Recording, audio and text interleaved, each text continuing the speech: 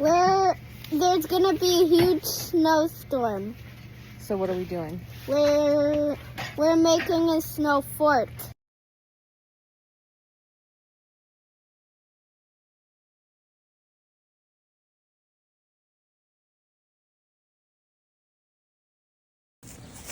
Second step is to get the tarp over it.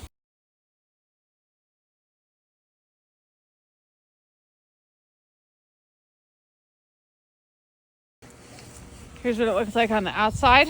Just put some bricks on the chair, and the table is like the back. Let's look at it inside. So there's gonna be room for snow to crawl under, but maybe we could put the other tarp on the inside.